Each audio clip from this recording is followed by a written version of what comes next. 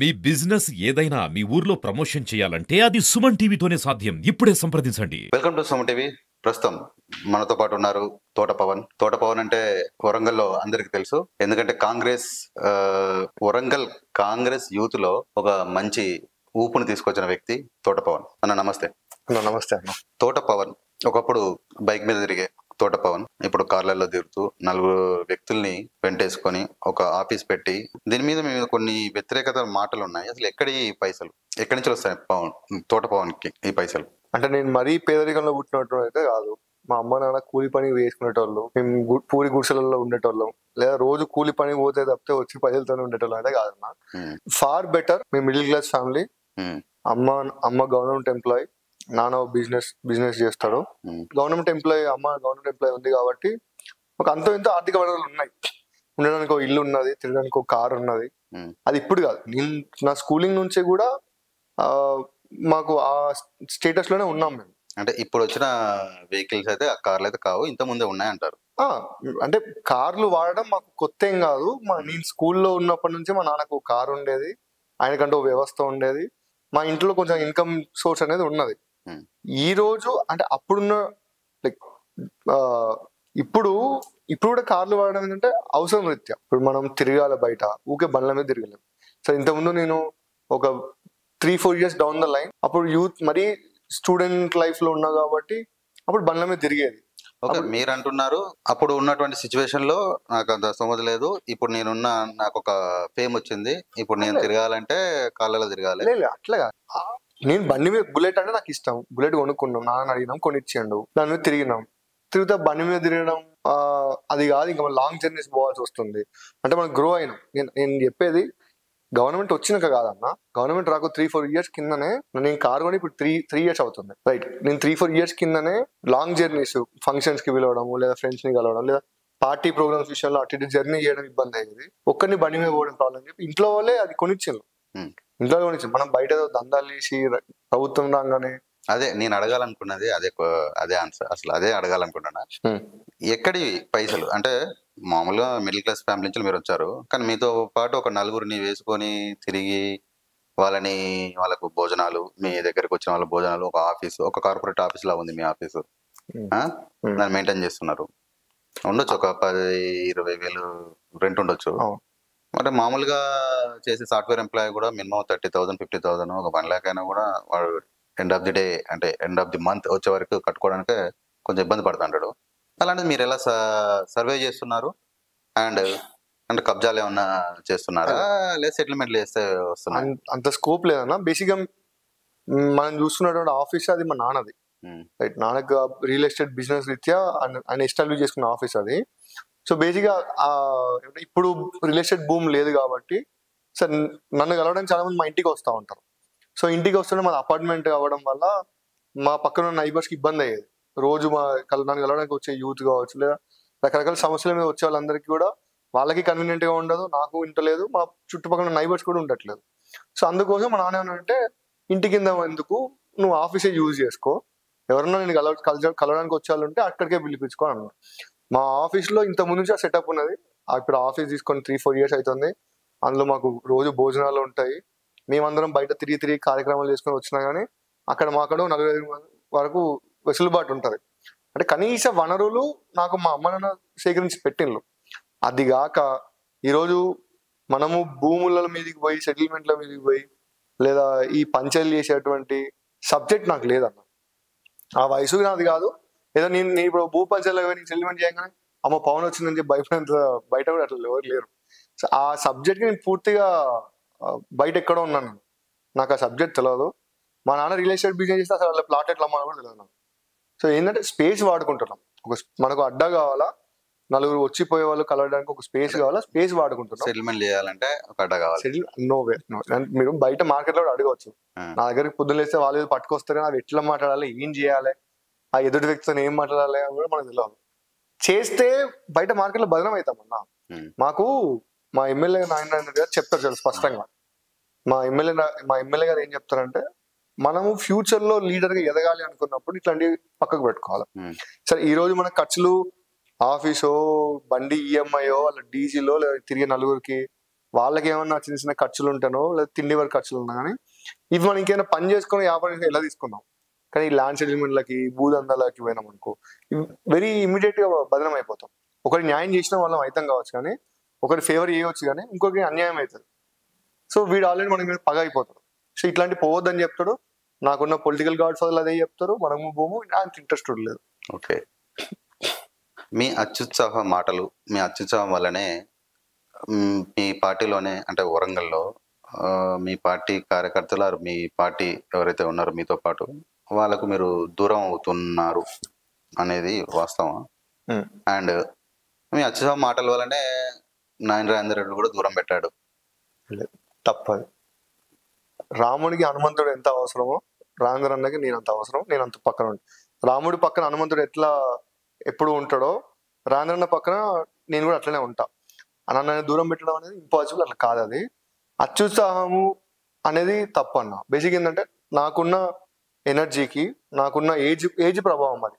Of course మనం energetic గా ఉండడము, కొంచెం డిఫరెంట్ గా ఆలోచించడము, మాట్లాడడం, ఇది నా గ్రోత్ చూసి, నా అత్యుత్సాహం చూసి, నా ఎదుగుదలను చూసి ఓడలేనటువంటి మా వాళ్ళు చేసే ప్రచారం అదంతా.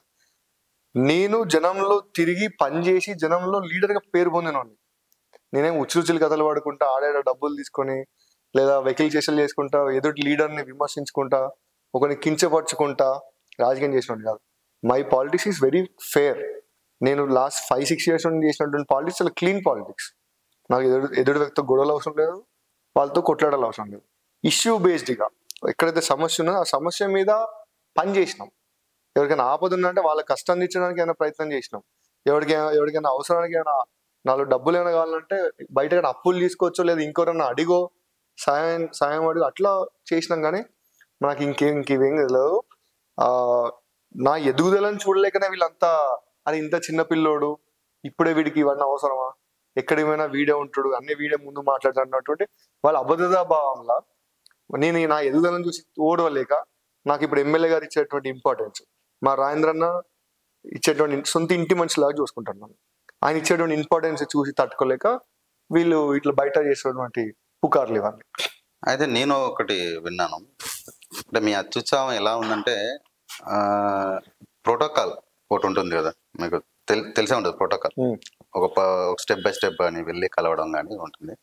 మీ అత్యుత్సాహం ఎలా ఉందంటే మీ ఏదైతే వరంగల్లో ఉన్నటువంటి వార్డులలో వార్డు స్థాయిలలో మీరు వాళ్ళని అక్కడ పిల్లల్ని గ్యాదర్ చేసి మీ సొంతంగా మీటింగ్స్ పెట్టి, అంటే వాళ్ళకు ఇన్ఫర్మేషన్ చేయకుండా మీరు అంటే యాక్టివ్గా పనిచేస్తున్నారు. బట్ అక్కడున్న ఎవరైతే కార్పొరేటర్ కావాలనుకుంటున్నారో, ఆ వార్డులో మెంబర్స్ ఎవరు కావాలనుకుంటున్నారో వాళ్ళకైతే వాళ్ళకి చెప్పకుండా మీరు మీటింగ్లు పెట్టేసి అక్కడ జనాన్ని ఇంకా అంటే మీ యూత్ని మీ వైపు తిప్పుకుంటున్నారు అనేది ఒకటి మీ మీద ఒక ఎలిగేషన్. అవును. అయితే మీరు అన్న విషయం వాస్తవం. ప్రోటోకాల్ పాటించకపోవడం అనేది కొద్ది విషయాలలో వాస్తవం. అంటే నేను పొలిటికల్ ఆర్గనైజేషన్ లో పనిచేయడం నాకు కొత్త, లాస్ట్ 4 years కింద వచ్చిన కాబట్టి పొలిటికల్ ఆర్గనైజేషన్ లో ప్రోటోకాల్ అనేది చాలా మస్ట్ అండ్ షుడ్ విషయం. అది నేను అంతకు ముందు నాన్ ఎన్జిఓస్లలో పనిచేస్తున్నాను, నాన్ గవర్నమెంటల్ ఆర్గనైజేషన్ ఎన్జిఓలలో పనిచేస్తున్నాను. అక్కడ ప్రోటోకాల్ ఏమి ఉండవు.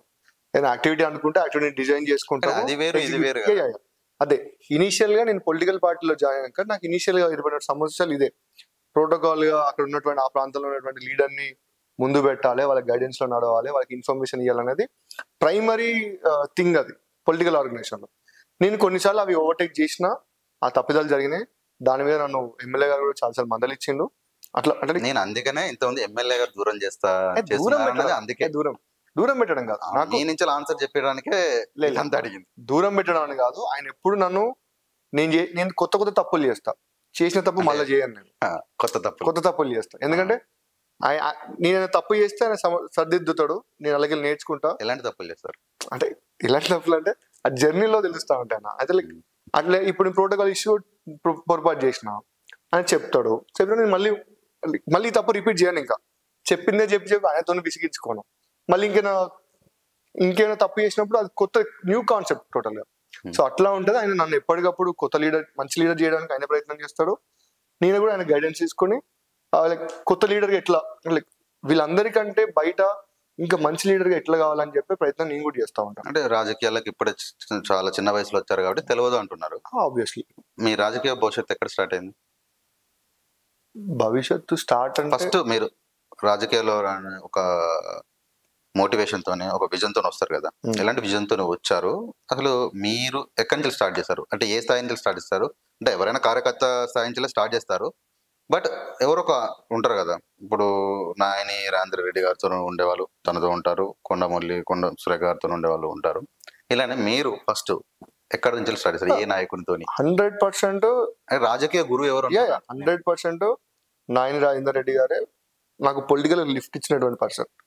నేను ఎక్కడో అవుట్ ఆఫ్ ద పాలిటిక్స్, ఎక్కడో రోడ్ల మీద పని చేసుకుంటా ఉంటే, పవన్ నువ్వు అట్లాంటి ప్లాట్ఫామ్ లో కాదు పని చేయాల్సింది, నువ్వు ఒక ప్యూర్ పొలిటికల్ ప్లాట్ఫామ్ లో ఉండి ఒకరి లీడర్షిప్ లో ఒక పొలిటికల్ పార్టీ అంబ్రెల్లా కింద నువ్వు పనిచేస్తే నీకు సెక్యూరిటీ ఉంటుంది, నీకు ఫ్యూచర్ ఉంటుంది అని నన్ను పిలిచి గైడ్ చేసి నన్ను పొలిటికల్ గా తీసుకొచ్చి నాకు లిఫ్ట్ ఇచ్చినటువంటి లీడర్.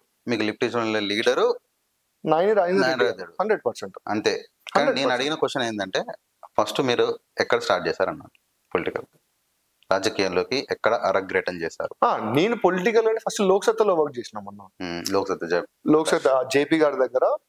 అంటే అదే మనకు ఉన్నటువంటి భావజాలము, ఐడియాలజీ ఎక్కడ కనెక్ట్ అయినట్టు అనిపించింది. ఆయన జర్నీ చేసినాం. But that's a two short journey. అది 1.5 year కంటే ఎక్కువ లేను నేను అక్కడ. పొలిటికల్ గారి భావజాలాలు అనుకున్నావు, కాంగ్రెస్ భావజాలాలు కొంచెం డిఫరెంట్ ఉంటాయి కదా. ఆబ్వియస్లీ అది ఎలా మీకు? అవును. అయితే జేపీ గారి భావజాలమే ఇంకా మాకు ఉంటది. జేపీ గారి భావజాలం అంటే ఏంటిది? కరప్షన్ లేని సొసైటీ, రైట్, క్లీన్ పాలిటిక్స్, స్వచ్ఛమైన రాజకీయాలు చేయాలా, సో దౌర్జన్యాలు లేని రాజకీయాలు. సో ఆయన కాన్సెప్ట్ కొన్ని ఉన్నాయి, అవి స్టిల్ నా లోపల ఉన్నాయి ఇంకా. కానీ ఆయన ప్లాట్ఫామ్ నేను ఫ్యూచర్ గా పొలిటికల్ ముందుకు పోవాలంటే ఆ ప్లాట్ఫామ్ తగ్గదు, సరిపోదు నాకు. అప్పటికే 2014 లో ఆయన అంటే మీ భావజాలాలు మార్చుకోలేదు, ప్లాట్ఫామ్ మార్చినాం.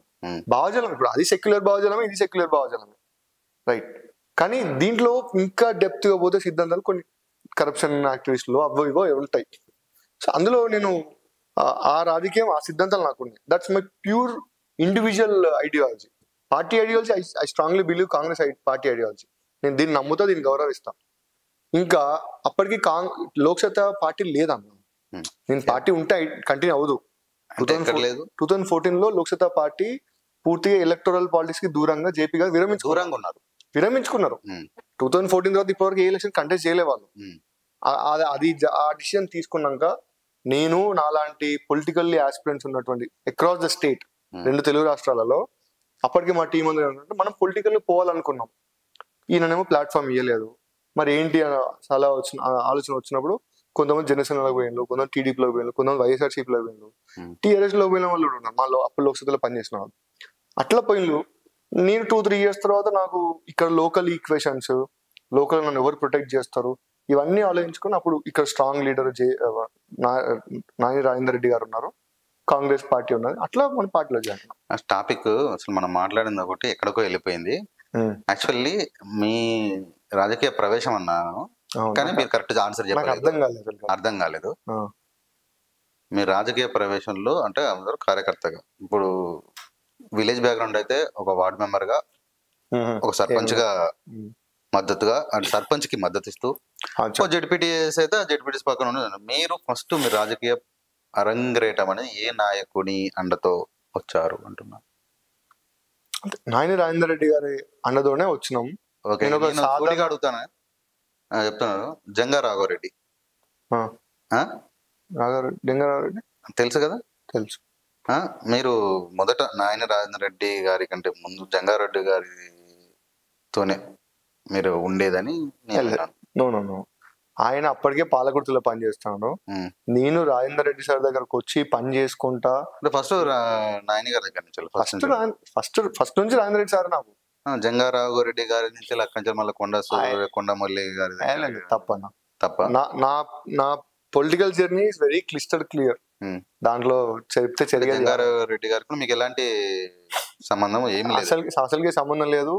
ఆయనతో కూడా కలిసినటువంటి సందర్భాలు చాలా తక్కువ. ఎందుకంటే అప్పటికే ఆయన వెస్ట్ లోకి వచ్చి పనిచేయడం స్టార్ట్ చేశాను. మా ప్యూర్ గా మేము రాజేందర్ రెడ్డి సార్తోనే ఉండే. ఈయన వచ్చి స్టార్ట్ చేసినప్పుడు మాకు వైరలే కదా, మాకు వేరే వర్గమే కదా. మేము ఎవరు వచ్చారు? జంగారావు రెడ్డి వచ్చిన పంచాలి మేము మా ప్యూర్ వర్గం, మేము రాంజరెడ్డి సార్ వర్గము. ఆయన నాకు పార్టీలో తీసుకొచ్చిండు, నాకు పార్టీలో యూత్ కాంగ్రెస్ పదవి ఇప్పించిండు, నేను ఆయన కోసమే పనిచేస్తాను. రాఘవరెడ్డితో చాలా వెరీ రేర్, హార్డ్లీ 6-7 టైమ్స్ కలిసి ఉండొచ్చు. కలిసిన సందర్భాలు కూడా పార్టీ యాక్టివిటీస్ లో భాగంగా పిలవాల్సి వచ్చింది. అట్లా కలిసి చూసినాం, పెద్ద ఆయన రాకపోయేం లేదు. కానీ మీ ఇద్దరి మధ్యలో ఎలాంటి కొంచెం సఖ్యత, అంటే సరైన సఖ్యత లేదని చెప్పేసి విన్నాను. అవును, అది అంటే సరైన సఖ్యత అంటే అన్న, ఇప్పుడు ఆయన ఒక లీడర్ గా ఉన్నప్పుడు కార్యకర్తలను దగ్గర తీసుకోవాలి. మాతో కొట్లాడితే ఏమొస్తుంది? నేను రాజేందర్ రెడ్డి సార్తో ఉంటాను, ఈయనదో వర్గం, మాదో వర్గం కావచ్చు. అట్లాంటప్పుడు నాతో కొట్లాట పెట్టుకుంటాడా? ఆయన పోయి నా మీద దుష్ప్రచారం చేసుకుంటా, నా మీద పోయి కేసులు పెట్టుకుంటా. ఈ వర్గాలు ఎందుకు అసలు? అంత యూనిటీతోని ఐక్యతతోని కలిసి ఉంటే, ఏదైనా ఐక్యత ఉంటే జయించవచ్చు కదా, ఈ వర్గాలు ఎందుకు? వర్గాలు అనేది కాంగ్రెస్ పార్టీలో that's beauty of Congress. Congress లో వర్గాలు అనేది బయట వాళ్ళు చూసే వాళ్ళందరికీ అది ఏంద్ర వీళ్ళు కొట్లాడుకుంటారు అనుకుంటారు, కానీ ఆ కొట్లాటలోనే ఐక్యమత్యం ఉంటుంది, ఆ కొట్లాటలోనే బలం ఉంటుంది. రైట్, అట్లనే స్ట్రెంగ్త్, మేము అట్లనే స్ట్రెంగ్త్. సో ఈ రోజు ఆ స్ట్రెంగ్త్ అన్నో తెలిసి రాష్ట్రంలో ప్రభుత్వమే వచ్చింది. ఎన్ని కొట్లాటలు ఉన్నప్పటికీ కూడా రాష్ట్రంలో ప్రభుత్వమే వచ్చింది. కొట్లాటలు అనేది దట్స్ బ్యూటీ ఆఫ్ కాంగ్రెస్. అది దాంట్లో తప్పుపడడానికి ఏం లేదు. కొట్లాటలు ఉంటాయి, ఉండవు అనట్లేవు, చిన్న చిన్నవి జరుగుతూ ఉంటాయి. ఈ వర్గాల పోరుతోని పార్టీలు కూడా మారుతారు కదా, సహజంగా ఇది జరుగుతా అంటే. అదే నేను ఎందుకు అడుగుతున్నానంటే, ఇప్పుడు బయట కొన్ని పార్టీల నుంచి ఈ పార్టీలకు దూకడం, ఆ పార్టీల నుంచి ఈ పార్టీలను దూకడం, వీటి మీద మీరేమంటారు? అదే అది వాళ్ళు తీసుకున్న డిసిజన్స్. అది మనం కామెంట్ చేయడానికి చాలా సెన్సిటివ్ ఇష్యూ. అది మనం దాని మీద డైరెక్ట్ గా కామెంట్ చేయలేము. రకరకాల పబ్లిక్ అంటారు కదా, తల్లి లాంటి పార్టీని వదిలిపెట్టి ఎందుకు వెళ్తారని కొందరు చేస్తా అంటారు. నేను అలాంటి తల్లి లాంటి పార్టీని కొందరు విడిచి ఈ పార్టీలోకి మీ పార్టీ నుంచి ఇంకో పార్టీలోకి ఇలా వెళ్ళడానికి మీరు ఎలా, అంటే వర్గ పోర్లతోనే వెళ్తుందా? లేదు, వాళ్ళ వ్యక్తిగత స్వలాభం కోసం పోతా ఉంటారు. వాళ్ళ ప్యూర్ ఇండివిజువల్ ఎజెండాని ఇంప్లిమెంట్ చేసుకోవడం కోసమే పార్టీలు మారుతూ ఉంటారు. అంటే మీ కాంగ్రెస్ లోకి ఇప్పుడు పక్క పార్టీ నుంచి వచ్చారు, వాళ్ళ వ్యక్తిగత స్వలాభం కోసం వస్తున్నారంట. మోస్ట్లీ అదే. ఇప్పుడు మనం డెప్త్ గా లోతుగా పోయి అనాలిసిస్ చేస్తే అదే ఉంటది. ఇంకా సో పైన ఇంకేమన్నా కావచ్చు రీజన్స్, పైన రీజన్స్ ఏమైనా ఉండొచ్చు, కానీ ఇన్ డెప్త్ గా పోయి అనాలిసిస్ చేస్తే మాత్రం దట్స్ ప్యూర్లీ ఇండివిజువల్ ఎజెండా. ఇంతకుముందు పార్టీలు ఫిరాయించడం అనేది చాలా నేరంగా చూసేవాళ్ళం, ఇప్పుడు ఫ్యాషన్ గా చూస్తా ఉన్నాం. అంటే ఎందుకంటే కేసీఆర్ వచ్చిన తర్వాత పార్టీలు ఫిరాయించి పార్టీలను విలీనం చేసుకొని ఒక రాజకీయాలలో ఒక నీచమైన స్థాయికి తీసుకొని పోయిండు. ఎవరు? కేసీఆర్. ఇప్పుడు అది ఆయన కర్మలాగా పట్టింది. కర్మ ఆయనకి రిపీట్ అవుతుంది. ఆయన తవ్వుకున్న గోతులు ఆయననే పడుతున్నాడు ఇప్పుడు. అప్పుడు కాంగ్రెస్ పార్టీలో ఎమ్మెల్యేలందరినీ లాక్కొని, టీడీపీలో ఉన్నటువంటి ఎమ్మెల్యేలందరినీ లాక్కొని టీడీపీ పార్టీని విలీనం చేసి ఎంత అప్రజాస్వామికంగా వ్యవహరించాడు. ఆ రోజు ఆయన ఏమంటున్నాడు, దాన్ని అహంకారంగా భావించాడు. ఈ రోజు ఆయన పరిస్థితి అదే. అంటే ఆయన తవ్వుకున్న గోతులు ఆయననే పడుతున్నాడు. బేసిక్ ఒక రాజకీయానికి ఏదైతే వద్దో అది దాన్ని ప్రారంభించాడు, ఇప్పుడే నడుస్తా ఉన్నది. ఆబ్వియస్లీ మా అందరికి అది కొంచెం బాధాకరమైన విషయం. గతంలో టీఆర్ఎస్ లో కూడా ఉద్యమకారులు చాలా మంది ఉన్నారు. వాళ్ళని పక్కకు పెట్టి మా పార్టీలను, ఆ పావుతుల పార్టీలను గుంజుకున్నాడు. అక్కడ వాళ్ళకి అన్యాయం జరిగింది. ఈ రోజు కాంగ్రెస్ పార్టీలో పనిచేసిన హార్డ్ కోర్ కార్యకర్తలు చాలా మంది ఉన్నారు. అందుకే కదా టిఆర్ఎస్ మీద వ్యతిరేకతతో కాంగ్రెస్ గెలిచింది కావచ్చు. లైక్ అన్న చాలా ఈక్వేషన్స్ ఉంటాయి. ఇప్పుడు అవుట్ ఆఫ్ ద కెమెరా మన ఇద్దరం చాలా మాట్లాడుకోవచ్చు. అవుట్ ఆఫ్ ద కెమెరా చాలా మంది చాలా మాట్లాడతారు. బట్ బిఫోర్ కెమెరా ఏంటంటే దట్స్ అ సెన్సిటివ్ లైన్. మనం దాని మీద మాట్లాడేంత సబ్జెక్ట్ నాలెడ్జ్ నాకు లేదని అనుకుంటున్నా, అంత అర్హత కూడా లేదు. కానీ క్షేత్రస్థాయిలో కార్యకర్తలు అందరూ బాధపడుతూ ఉంటారు. ఈ ఫీలింగ్ ఉంటది ఎవరికైనా. అంటే వాడు మోస్ట్ జెండా వాడికి చాలా ప్రౌడ్ థింగ్, బట్ బాధలు ఉంటాయి. ఒక జెండా అంటే గుర్తుకొచ్చింది, మీరు ఏమైనా నామినేటెడ్ పోస్టులు కానీ మీ ప్రభుత్వం ఉంది కదా, మీ కాంగ్రెస్ ప్రభుత్వం వచ్చింది కదా అని ఆశిస్తున్నారా? అఫ్ కోర్స్ అన్న, మనిషి ఆశాజీవి, ఆశించడంలో తప్పు లేదు. పని చేసినాం, కొట్లాడినాం, తన్నులు తిన్నాం, అన్ని రకాలుగా చావు దాకా పోయి వచ్చిన వాళ్ళం, ఆశిస్తాం ఏదో కొంచెం ఆశ. అరే నాకు 30 సంవత్సరాల నుంచి 20 సంవత్సరాల నుంచి జెండా మోసిన వాళ్ళు ఉన్నారు, వాళ్ళు కూడా ఆశించవచ్చు. ఆశించడానికి ఏం లిమిట్ ఏం లేదు కదా. వాళ్ళని దాటి మీకు ఇవ్వలేరు కదా. అది అంటే ఇవ్వలేరు కదా అన్నప్పుడు ఆలోచించాలి. అప్పుడు కన్విన్స్ అయ్యే ఫ్యాక్టర్స్ వేరే ఉంటాయి. అంటే అలా ఉంటే ఏమంటారు, ఏం మాట్లాడతారు మీరు? మీ స్పందన ఏంటిదని అడుగుతున్నాను. అంటే లైక్ ఆబ్వియస్ కొంచెం బాధ అనిపిస్తుంది. ఎందుకంటే బాధ నేనేమంటాడు, మీకు ఇది మధ్యలో వచ్చిన ఒక ఫేమ్ అనుకోవచ్చు కదా, అంటే మీకు ముందు నుంచి 30 ఇయర్స్ నుంచి జెండా మోసిన వాళ్ళు ఉంటారు కదా, వాళ్ళకి ప్రాధాన్యత ఇవ్వాలి కదా. అప్పుడు 30 years కింద నుంచి జెండా మోసిన వాళ్ళకి మధ్యలో 2 సార్లు ప్రభుత్వం వచ్చిపోయింది కదా, వాళ్ళకి అప్పుడే అవకాశాలు రానుంది. మరి ఆ ప్రభుత్వంలో ఉన్నప్పుడు మీరెందుకు? నేను అప్పుడు లేనన్నా, అంటే మీన్ ఆ ప్రభుత్వం రన్నింగ్ లో ఉన్నప్పుడు అప్పుడున్న ఎలక్షన్ లో మీరు పాల్గొనలే కదా? లేదు. అవును. మరి అప్పుడు మీరు పాల్గొని ఉంటే ఇప్పుడు మీకు నామినేటెడ్ పదవి కూడా ఉండేది కదా నేనంట. అయితే ఇప్పుడు సచిన్ టెండూల్కర్ అప్పుడెప్పుడు IPL ఆడిండు, అట్లా అని చెప్పి ఇప్పుడు ముంబై ఇండియన్స్ గెలిచిందని చెప్పి మన సచిన్ టెండూల్కర్ కి సన్మానం అయితే ఏం కా. కానీ మీకు ఒక ఫెయిత్ ఉండేది కదా అప్పుడు, మీరు గెలిచేది ఉంటే, మీరు పోటీ చేసి ఉంటే, అప్పటి రాజకీయాలకు ఉన్నారు మీరు అంటే బిఫోర్ ఏదైతే మీ మీద భౌతిక దాడి జరిగిందో దాని ముందు నుంచి మీరు అప్పుడు ఎలక్షన్ లో, అదే కార్పొరేట్ ఎలక్షన్ లో మీరు గెలిచి ఓడిపోయినా కూడా దాన్ని పార్టిసిపేట్ చేసి ఉంటే రికగ్నైజేషన్ అప్పంచులు ఉండేది. కానీ ఇప్పుడు మధ్యలో మీ మీద భౌతిక దాడి జరిగిన తర్వాత మిమ్మల్ని అంటే మధ్యంతర సిరి, అంటే మధ్యంతరంలో వచ్చిన మీ ఫేమ్ అని మీ పార్టీ వాళ్ళే అంటున్నారు, అవునా కాదు? అంటారు అన్న. ఇప్పుడు నాలుకకి హద్దు లేదు, ఏది పడితే అది మాట్లాడతావు. ఫ్యాక్ట్స్ మాట్లాడాలి, ఫ్యాక్ట్స్. 30 ఏళ్ళకి నువ్వు జెండా మోయవచ్చు, నేను కాదంటలేదు, నువ్వు మోసినావు కరెక్ట్, కాదంటలేదు. కానీ రియల్ టైమ్ స్కేర్ సిటీలా వచ్చి పని చేసిన వాళ్ళు కూడా ఉన్నారు కదా. సరే ఇప్పుడు నువ్వు 30 ఏళ్ళు ఆగినావు, నువ్వు 30 ఏళ్ళు నీ జీవితాన్ని దారపోసినావు, నువ్వు 30 ఏళ్ళు కష్టపడ్డావు, నీకు 30 ఏళ్ళు అన్యాయం జరిగిందని చెప్పి నన్ను కూడా 30 ఏళ్ళు ఆగమంటావా? అంటే నేను అనేది ఏంటంటే ముందు నుంచిలో ఉన్నవానికి తొందరగా అర్హత రావాలి కదా, వాళ్ళకి రికగ్నేషన్ వాళ్ళకు ఉంటేనే కదా. మీరు అన్నట్టు కార్యకర్తల్ని ఎవరైతే జంగారాఘవరెడ్డి గారు ఏమన్నారో కార్యకర్తల దగ్గర తీసుకోడు అని అన్నారు కదా, మరి అదే తప్పితే మీరు నన్ను తీసుకోడు అన్నాను. నన్ను ఓర్వలే ఆ మనిషి, ఆయనే నన్ను ఓర్వలే. ఎప్పుడు వీడు రాజేంద్ర రెడ్డితో ఉంటాడు అని చెప్పి అబద్ధత భావాలు నన్ను ఓర్వలే. ఆయన దగ్గర కార్యకర్తలు ఉన్నారు, తిరుగుతారు ఆయన నెంబర్ కూడా. కానీ ఆయనతో ఎవరు కూడా కరెక్ట్ గా సంవత్సరం కంటే ఎక్కువ ఉన్నారు ఆయనతో. కాంట్రవర్షియల్ అంత ఆ లీడర్షిప్ స్కిల్స్ ఉండవు. సరే డబ్బు ఉండవచ్చు, కానీ అది కాదు కదా లీడర్షిప్. అయితే ఇప్పుడు నామినేట్ పదవి గురించి అడిగాను, దాని గురించి కంప్లీట్ కాలేదు అనుకుంటా, చెప్పండి. అదే నామినేటెడ్ పదవి నేనైతే ఎక్స్పెక్ట్ చేస్తున్నా. పార్టీ అంటే నామినేటెడ్ పదవి అనేది పార్టీ ఏదో ఒక పొజిషన్ లో నాకు గుర్తింపు ఇచ్చి నన్ను ఫ్యూచర్ లీడర్ గా ఎలివేట్ చేస్తున్న ఆలోచన నాకున్నది. పార్టీకి ఆల్రెడీ నెక్స్ట్ జనరేషన్ లీడర్లను తయారు చేసుకోవాలని అవసరం ఉన్నప్పుడు, అంటే యంగ్స్టర్స్ ని పూల్ చేసుకోవాలి కదా నెక్స్ట్ తరం లీడర్ని తయారు చేయడానికి. సో అందులో నేను ఉంటాను, అందులో నాకు ఫస్ట్ ప్రియారిటీ ఉంటుంది. ఉమ్మడి వరంగల్ జిల్లా నుంచి నాకు ప్రియారిటీ ఉంటుంది అని నేను అనుకుంటున్నాను. ఎందుకంటే అందరూ కొట్లాడిల్లు, నేను కాదంటలేదు. కానీ నేను కొట్లాడినటువంటి స్టైల్ వేరు, నా కాంట్రిబ్యూషన్ పార్టీకి వేరే లెవెల్లో ఉంటుంది. ఒకవేళ రాకపోతే కొంచెం బాధ అనిపిస్తుంది, బట్ ఇంకా దాన్ని ఇంప్రూవ్ ఎట్లా చేసుకోవాలనే దానిపైన అంటే అదే ఉత్సాహం ఉంటుందా తోటపవన్కి? అంటే ఇనిషియల్ గా ఉండకపోవచ్చు, ఇమీడియట్ గా ఉండదు. దెబ్బ దాకంగానే ఇప్పుడు కూడా కొంచెం తగ్గిందని కూడా మీ యూత్ లో ఒక టాక్ ఉంది. అంటే ఇప్పుడు ఏం చేయాలన్న దానిపైన కొంచెం రిలాక్స్ అన్న. ఎందుకు తగ్గిందో మీరు అడగలేను క్వశ్చన్, నన్ను మీరు రివర్స్ అడగండి చెప్తా. లేదు, ఎందుకు తగ్గింది అన్న? ఎందుకు తగ్గింది? గత నెల క్రితము, ఒక 1.5 month క్రితము బాగా ధర్నాలు చేసే ఒక చిట్ ఫండ్ కంపెనీ ధర్నాలు, అంటే ఆయన సూసైడ్ చేసుకుంటే దాని మీద బాగానే ధర్నాలు చేశారు. అక్కడ బాగా సోషల్ మీడియాలో కూడా హల్చల్ చేశారు, లోకల్ మీడియాలలో కూడా చాలా మందిని యూత్ ని రోడ్ల మీద బయట చేసి బాగా ధర్నాలు చేశారు. అది కూడా 3 రోజులకే నీరుగార్చారు కదా, అలానే ఇప్పుడు కూడా అలానే తగ్గుతుంది అంటున్నాను నేను.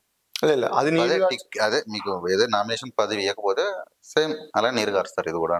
లేదు, ఆ సబ్జెక్ట్ టోటల్ డిఫరెంట్. అది నీరుగార్చడానికి కారణం నేను కాదు, అందులో ప్రత్యక్షంగా నేను బాధితున్నైతేనేమో నీరుగారడానికి అవకాశం ఉండదు.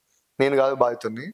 చాలా మంది బాధితులు ముందుకు రాలేదు, కొట్లానికి నాకు సపోర్ట్ గా రాకపోవడం వల్ల వెయిట్ చేసి అలసిపోయి నేను నిరసించిపోయినాం. అది పక్కకు పెడితే రేపు నాకు నామినేటెడ్ పదవి రాకపోతే నేను బాధపడతా కావచ్చు, అది నా వ్యక్తిగత విషయం, బాధపడతాను కావచ్చు. ఎందుకంటే ఇంత కష్టపడి అరే చావు దగ్గర పుసుకుని నేను చచ్చిపోయి ఉంటే ఎట్లా, బతుకున్నాం కదా అయినా మనం గుర్తించాలన్న బాధ ఆబ్వియస్లీ ఎవరికైనా ఉంటుంది. వర్క్ చేసినప్పుడు మనకు రికగ్నిషన్ రాకపోతే బాధ ఉంటుంది, ఎవరికైనా ఉంటుంది. కానీ అంత మాత్రం నేను ఏం ఫీల్ అవుతానంటే నేను ఈ రోజు ఓన్లీ నామినేటెడ్ పదవి కోసం రాజకీయం చేస్తున్నా అయితే కాదు నేను. అదే నేనేమంటున్నా అంటే కాన్స్టెంట్ గా మీరు అదే ఉత్సాహాన్ని డెఫినెట్ గా ఇంకా రెట్టింపు ఉత్సాహం. పదులు రాకపోయినా కూడా మన గుర్తింపు అనేది మనకు ఉంటుంది డెఫినెట్ గా. నేను అంటాను అన్న ఈ రోజుకి ఫీల్డ్ యాక్టివిటీలో ప్రభుత్వం వచ్చింది, వాస్తవానికి గవర్నమెంట్ ఫామ్ అయినాక ఒక చిన్న బ్రేక్ తీసుకున్న బ్రేక్ కూడా దొరకదు నాకు. ఇంకా తిరగడం అంటే అజీల్ అన్న జనాన్ని వదిలిపెట్టి దూరం పోలేము, ఈ ప్రాంతాన్ని వదిలిపెట్టి ప్రేమించిన ప్రాంతాన్ని వదిలిపెట్టి దూరం పోలేము. చిన్న బ్రేక్ తీసుకున్నట్టు బ్రేక్ కూడా కుదరట్లేదు నాకు.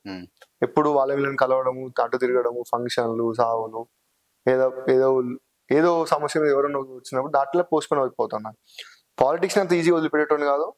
పోస్టులు వచ్చినా రాకున్నా, రేపు ఎలక్షన్ లో గెలిచినా ఓడినా నా జర్నీ కంటిన్యూ చేస్తాం.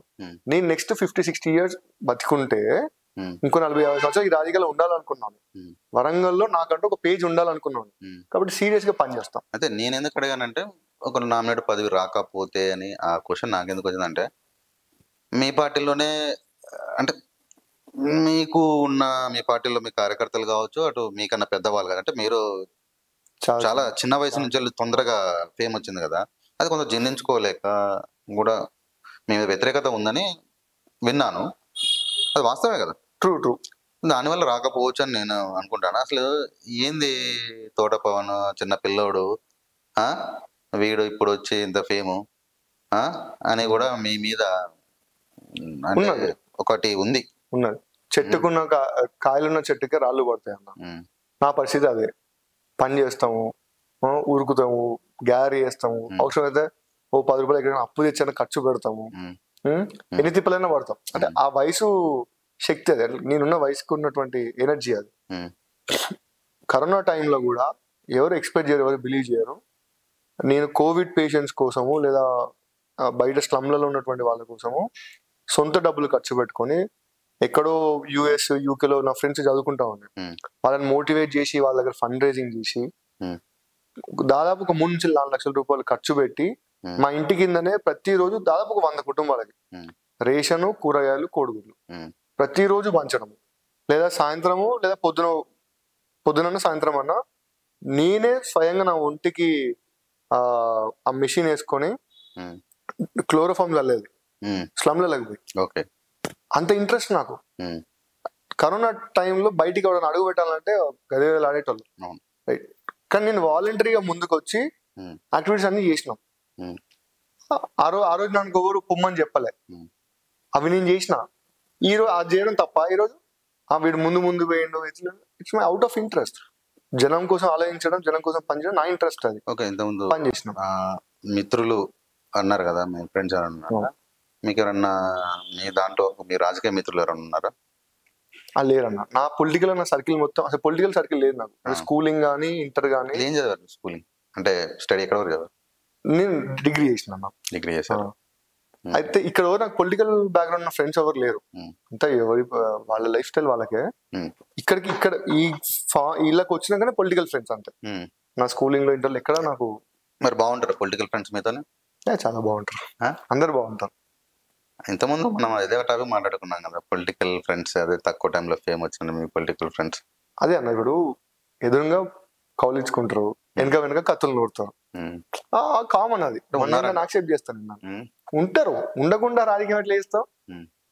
పూలు చల్లేటోళ్ళు ఉంటారు, రాళ్ళు చల్లేటోళ్ళు ఉంటారు. నా మీద పూల కంటే రాళ్ళు ఎక్కువ పడవచ్చు. కానీ మనం అట్లా ఉన్నారని చెప్పి ఇప్పుడు మనం డిమోటివేట్ అయ్యేది లేదు. నన్ను నమ్ముకొని చాలా మంది ఉన్నారు, నన్ను ఎంకరేజ్ చేసే చాలా మంది ఉన్నారు, నన్ను మోటివేట్ చేసే చాలా మంది ఉన్నారు. నేను ఈరోజు కార్యక్రమం చేయాలని నాకు సపోర్ట్ చేసే చాలా మంది ఉన్నారు. వాళ్ళ కోసం పని చేస్తాను డెఫినెట్ గా. ఎవడో కాలు కొట్టుకొని లాగుతానంత మాత్రాన డిమోటివేట్ కాదు. నన్ను చేయబడుకొని లాగడానికి ప్రయత్నం చేసిన చాలా మంది ఉన్నారు. ఒకటి కాలు కొట్టుకొని లాగుతాను, ఇంకోటి చేయబడుకొని లాగుతాను. సో నన్ను ఎవడు ఎంకరేజ్ చేస్తే నేను వాడి కోసం చూస్తున్నా. హోప్ఫుల్లీ నేను అంత ఏమంటాం ఆశ ఉన్నా. ఓకే, భవిష్యత్తులో మిమ్మల్ని కాంగ్రెస్ లో ఎక్కడ చూడొచ్చు? అంటే ఏ స్థాయిలో అంటే మీ వరంగల్ యూత్ కాంగ్రెస్ మీ ఫాలోవర్స్? అంటే టైం విల్ డిసైడ్ అన్న. తొందరగా అయితే అవకాశాలు రావు. అంటే అదృష్టం కూడా ఉండాలి రాజకీయం చేయంగానే. సో చాలా వరకు రాజకీయాల్లో ఓపిక ఉండాలి, అదృష్టము ఉండాలి. నాకు ఓపిక ఉన్నదని నేను అనుకుంటున్నా. అదృష్టం ఉన్నదా లేదా ముందుకు పోదని తెలుస్తా అంటారు. సో అంటే చాలా మంది లీడర్లు కొంతమంది ర్యాపిడ్, లైక్ వెరీ క్విక్, చాలా షార్ట్ స్పాన్ ఆఫ్ టైంలో క్లిక్ అయిన వాళ్ళు ఉన్నారు. కొంతమంది ఏళ్ళ తరబడి కష్టపడ్డా వాళ్ళకి అదృష్టం, వాళ్ళకి అవకాశాలు చాలా ఆలస్యంగా వచ్చిన వాళ్ళు కూడా ఉన్నారు. సో నేను ఎట్లా ఉంటాను అనేది చాలా చిన్న ఏజ్ కదా, 35-40 పోతే తెలుస్తుంది. అప్పటికి నేర్చుకోవాలి ఆబ్వియస్లీ. అంటే నిరంతరం నేర్చుకునే స్వభావం ఉండాలి. Always be a learner. లేదు, ఆల్వేస్ బి ఎ లెర్నర్. ఇంకా నా ఏజ్ ఎంత వచ్చినా నేర్చుకునేటువంటి స్వభావం ఉండాలి, వినేటువంటి ఓపిక ఉండాలి. ఎందుకంటే అన్ని మనకు తెలుసు అనుకోదు కదా. సో ఇప్పుడు మీతో డిస్కస్ చేసేటప్పుడు నాకు కొన్ని పాయింట్స్ తెలిసినాయి. సో నేను దాన్ని నేర్చుకోవాలి, వినాలి. I always do that. అంటే మేము ఇలాంటి మీతో పాటు ఇలాంటి పర్సన్ తోనే మేము కూడా ఇంటర్వ్యూ చేసేటప్పుడు మీకు ఎంతో కొంత మేము కూడా స్టడీ చేస్తాం, ఆ వాస్తవాలు ఉన్నాయా లేవా. ఆఫ్ కోర్స్ ప్రైమరీ ఎంక్వైరీ అనేది ఉంటుంది ఎక్కడైనా. మేము కూడా గూగుల్లో చూసి చుట్టుపక్కల అడిగి మీ ఫ్రెండ్స్ చూస్తాము, అది వాస్తవాలా కాదా. మేము ప్రజల తరపున ప్రజల మాటని అడుగుతానికి ఈ ప్లేస్ లో కూర్చొని మిమ్మల్ని అడుగుతున్నాం. మేము వ్యక్తిగతంగా మిమ్మల్ని ఏదో బాధ పెట్టాలని అడగట్లేదు. అంటే బేసిక్ గా ఇంటర్వ్యూకి ఒప్పుకున్నప్పుడే అన్నిటికీ రెడీగా ఉండాలి. రైట్, మీ ఎంక్వైరీ, మీ ప్రైమరీ ఎంక్వైరీ కావచ్చు, బ్యాక్గ్రౌండ్ వెరిఫికేషన్ డెఫినెట్ గా చాలా పగడ్బందీగా ఉంటది. అట్లాంటి సుమన్ టీవీ వాళ్ళతో మనం ఇట్లాంటి ఛాలెంజ్ యాక్సెప్ట్ చేసినప్పుడే వాళ్ళు జాగ్రత్తగా మాట్లాడాలి. డెఫినెట్ గా వాళ్ళు ఎత్తిపొడిచిన, విమర్శించిన, ఉబ్బిచ్చిన చాలా న్యూట్రల్ పేస్ లైన్ లో న్యూట్రల్ గా ఉండాలనేది నేను ప్రిపేర్ అయ్యి వచ్చిన. అంతే అంటారు? ప్రిపేర్ అయ్యారు, ఆల్వేస్ ఏం మాట్లాడాలో ముందే ప్రిపేర్ అయ్యారు. అట్లా న్యూట్రల్ ఉండడం ప్రిపేర్ అయ్యి వచ్చిన, న్యూట్రల్ ఉండాలని. ఈ మధ్యలో ఎప్పుడైనా రేవంత్ రెడ్డి గారిని కలిసారా? అంటే గెలిచినాక ఎప్పుడు కలలేదన్న. అదే ఇప్పుడు మీరు అడిగినానికి సమాధానం చెప్తా. ప్రోటోకాల్ అన్నారు కదా, ప్రోటోకాల్ ఓవర్టేక్ చేసి పోతా అంటాను. సో ప్రోటోకాల్ ని ఫాలో అవుతున్నాం. మా శాసనసభ్యులు ఎమ్మెల్యే గారు నారాయణ రాజేంద్ర గారితో వెళ్దామని ఆగినాం. ఆయన కూడా ఆయన ఎలక్షన్ లో చాలా పర్టికులర్ గా చాలా కమిట్మెంట్ తో పనిచేసినటువంటి ఒక 10 మందిని పర్సనల్ గా తీసుకెళ్లి కల్పిద్దామని చెప్పి ప్లాన్ చేసాను. అనుకోకుండా ఈ లాస్ట్ 3 months నుంచి ఏదో ఒక ప్రోగ్రామ్ రావడము, పోస్ట్ పోన్ అవ్వడము జరుగుతూ ఉంది. మేము ఎమ్మెల్యే గారితో వెళ్ళి కలుస్తాం. అప్పుడు మీ మీద జరిగిన భౌతిక దాడి అప్పుడే కదా, అప్పటి పిసిసి ప్రెసిడెంట్, ఇప్పుడు చీఫ్ మినిస్టర్ మీ దగ్గరకు వచ్చారు. అంటే ఇప్పటివరకు కలవలేదు మీరు గెలిచినాక కూడా? లేదు, అంటే కలవాలంటే అదే ప్రోటోకాల్. మనం ఎవరి కోసం అయితే పని చేసినాం, మా ఎమ్మెల్యే గారి కోసం పనిచేసినాం, ఆయన ద్వారా పోయి. కానీ మీరు గెలిపించుకున్నది సీఎం కావాలనుకున్నది రేవంత్ రెడ్డినే కదా. అది లార్జ్ స్కేల్లో రాష్ట్రం మొత్తం ఒక స్కేల్ అనుకుంటే అందులో ఆయన సీఎం కావాలి, అది ఫస్ట్ ప్రియారిటీ. కానీ దానికంటే ఫస్ట్ మోస్ట్ ప్రియారిటీ ఏంటంటే లోకల్లో మాకు మా ఎమ్మెల్యే గెలవాలి, మా నారాయణ రాజేంద్ర రెడ్డి గారు గెలవాలి. అదే మా ఫస్ట్ ప్రియారిటీ. ఆయన రాసే వినయ్ భాస్కర్ ఓడగొట్టాలంటే సూటబుల్ పర్సన్, వెరీ క్యాలిబర్ ఉన్న లీడర్ రాజేంద్ర రెడ్డి సార్. ఇక్కడ ఈయన గెలవడం మాకు చాలా ఇంపార్టెంట్. నా ఫస్ట్ ప్రియారిటీ ఉందంటే ఫస్ట్ ఈయన గెలవడం ఇంపార్టెంట్ అనుకున్నాం.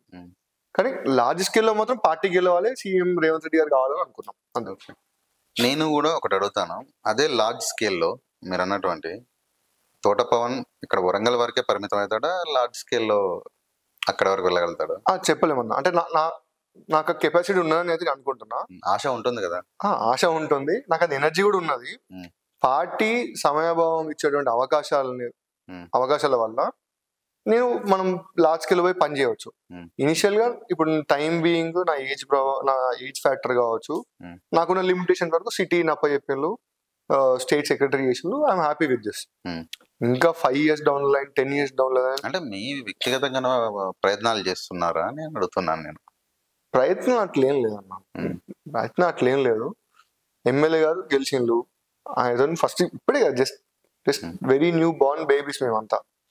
కొంచెం దీన్ని ఎంజాయ్ చేయనియండి, చేసినాక కొంచెం మెల్ల టైం ట్రావెల్ అయినాక లార్జ్ స్కేల్ ఆలోచిద్దాం. థ్యాంక్ యూ వెరీ మచ్ తోట పవన్ గారు. Thank you giving your valuable time to Suman TV. Thank you so much అన్న. నాకు కూడా మీరు ఈ ఆపర్చునిటీ ఇవ్వడం చాలా సంతోషం. Thank you so much.